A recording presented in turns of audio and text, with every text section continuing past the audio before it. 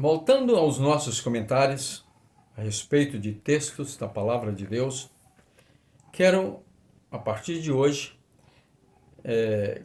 iniciar uma série de comentários baseados aqui no capítulo 13 da primeira carta de Paulo aos Coríntios, nesse texto onde ele fala sobre a sublimidade do amor, como a virtude das virtudes, a mais excelente das virtudes, responsáveis por todas as outras virtudes, né? Assim como o egoísmo é o pai de todos os pecados, todo pecado é originado do egoísmo do ser humano. O antônimo, o oposto de egoísmo é amor, né? E é o amor. Amor que aqui no original não está se referindo a algo de sentimento, né? Sentimental, emotivo, uma coisa de impulso emocional. Como hoje no português, quando fala de amor, todo mundo pensa em sentimento. E lendo uma certa revista de escola bíblica, o comentador diz que o amor, falando desse texto, o amor é o mais sublime do sentimento. Aqui não fala de sentimento. No grego, para cada expressão que nós, o sentido que nós temos de amor, tem uma palavra diferente, o que não há em português. Por exemplo, quando se trata de um sentimento afetivo, emocional, algo assim, atrativo dessa natureza, usa o termo filió, né? Filió, né? Daí vem filantrópico, né? E assim por diante. Quando se trata de uma atração, um sentimento sexual, o termo no grego é eros, né?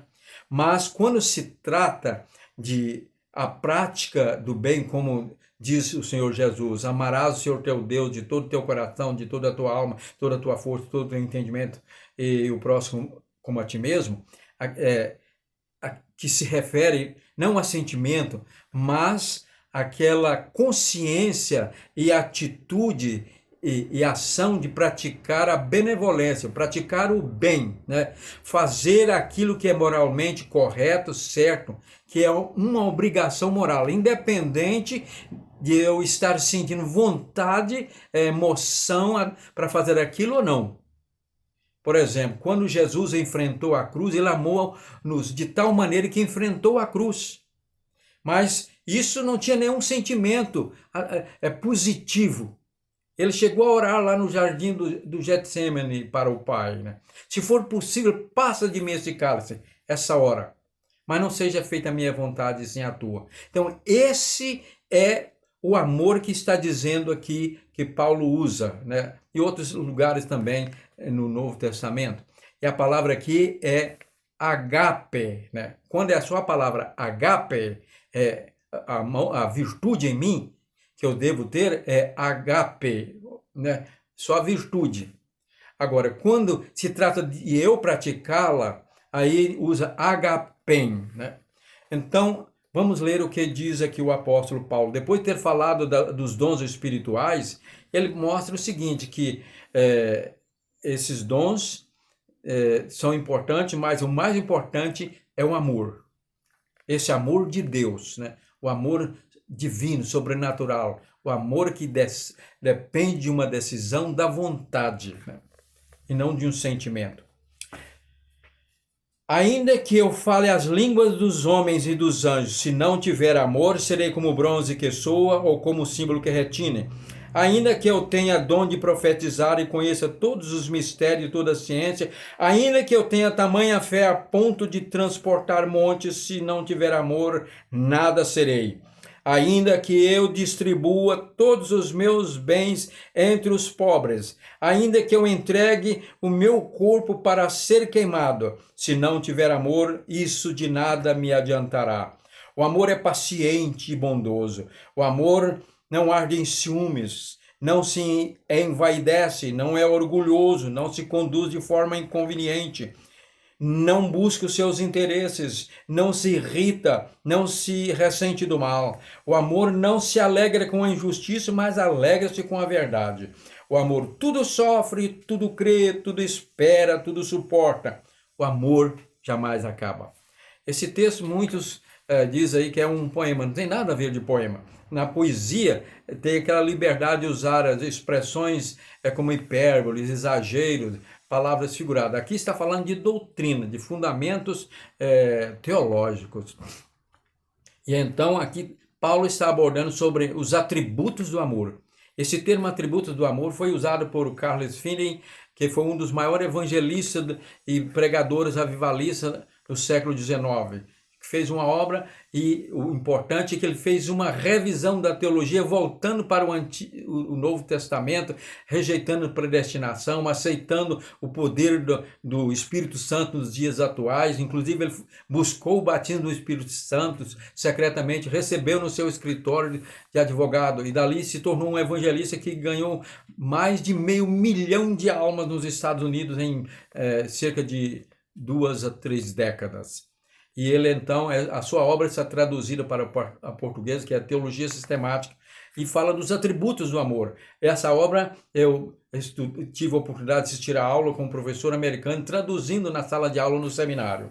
Então, aqui fala dos atributos do amor, que eu vou explicar depois. Mas o que eu quero destacar aqui, como eu já disse, né, é que o termo amor aqui é ágape. Outro que eu quero destacar, outro aspecto, é o tempo do verbo. Aqui na atualizada e na nova Almeida atualizada diz, ainda que eu fale, ainda que eu tenha, ainda que eu distribua, ainda que eu entregue. Na verdade, aqui no grego, também, aqui está no modo subjuntivo, e no grego também. Só que no grego, a ideia é do modo subjuntivo no tempo pretérito. Aqui está no tempo presente. Nós sabemos que o verbo no modo subjuntivo tem o presente, que é um desejo. Que eu faça, que eu tenha, que eu seja, né?